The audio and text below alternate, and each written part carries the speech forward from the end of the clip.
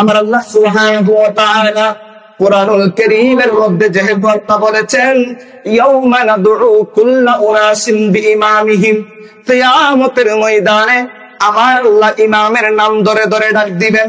এই আয়াতের ব্যাখ্যার মধ্যে যদি আমরা একটু দেখি, দেখা গিয়েছে মুহাদ্দিস ইকরাম আউলিয়া ইকরামের কথা বলেছেন, কেউ নবীর কথা বলেছেন, কেউ বিভিন্ন রকম ব্যাখ্যা দিয়েছেন, কিন্তু এক একজনের ব্যাখ্যা এক এক রকম এসেছে।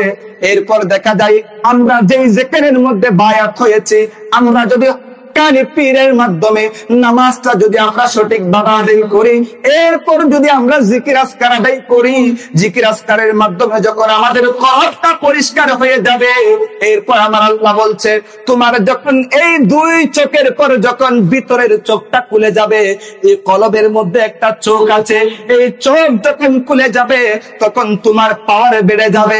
আল্লাহ কত পাওয়ার বাড়বে? আল্লাহ বলে দুনিয়ার মধ্যে আমি অসংখ্য অগণিত মেসাল রেখে দিয়েছি।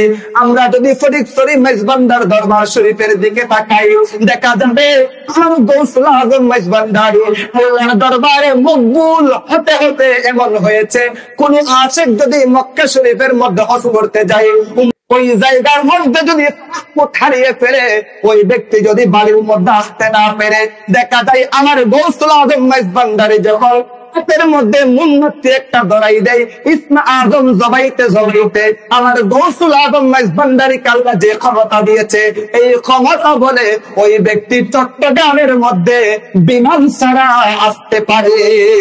বড় করে বলুন সুবহানাল্লাহ। তাহলে গৌসুল আজম মেজবান্ডারির জীবনে দেখা গিয়েছে এক ভক্ত আশিক যখন হজ করতে মক্কার মধ্যে গিয়েছে, মক্কার মধ্যে গিয়ে সমস্ত কাজ সম্পন্ন করে বাড়িতে যখন আসবে, দেখা যায় পাসপোর্ট হারিয়ে গেছে। এবার পাসপোর্ট ছাড়া তো উনি বিমানে আসতে পারবে না। দেখা গিয়েছে মাগরিবের সময় বসে বসে কান্নাকাটি করতেছে। এদিকে যখন ডানে সালাম ফিরায়, দেখা যায় হুজুর গৌসুল আজম মেজবান্ডারিকে, গৌসুল আজম মেজবান্ডারিকে যখন দেখলেন, বললেন বাবা জান, আমি তো আপনার হাতের বায়া, আমি তো আপনার মুড়ি, আমি তো যাইতে পারতেছি না বাংলাদেশে, সবাই হজ করে হলে চলে যাচ্ছে, আমি কিভাবে যাব?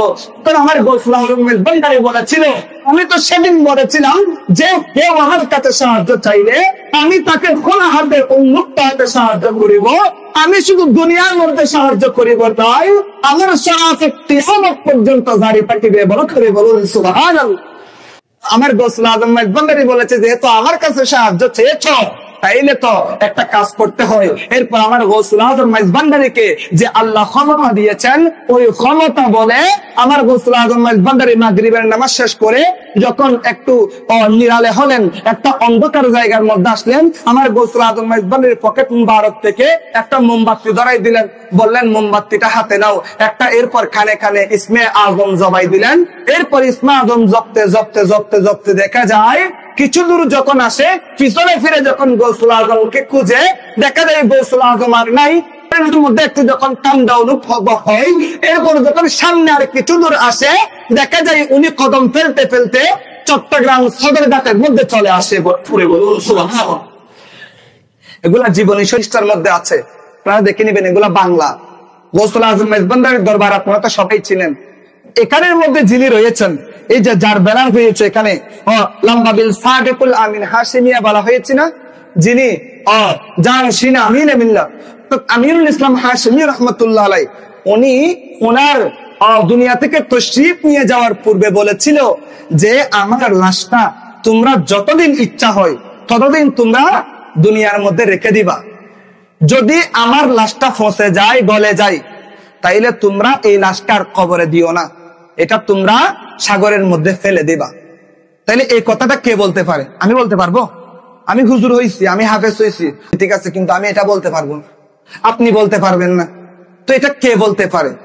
আমিরুল ইসলাম হাশিমির তো চোখ দুইটা, ওনার হাত দুইটা, আমার হাত দুইটা, ওনার পা দুইটা, আমারও পা দুইটা। কিরে উনি মৌতের আগে এই কথা কেন বলছে, আমি কেন পারি না? এখন তাইলে উনি যে বলছে, উনার ধারাটা আমাকে ধরতে হবে না? উনি কিভাবে জীবন চলছে, ওনার জীবনীটা আমার মধ্যে প্রয়োগ করতে হবে না? কারণ আল্লাহ রাব্বুল আলামিন নবী হওয়ার পথ বন্ধ করে দিয়েছে, বেলায়েতের পথ এটা বন্ধ করে নাই। বেলায়েতের পথ যেহেতু খোলা আছে, আমরা চাইলেও আমরা আল্লাহর ওলি হতে পারবো।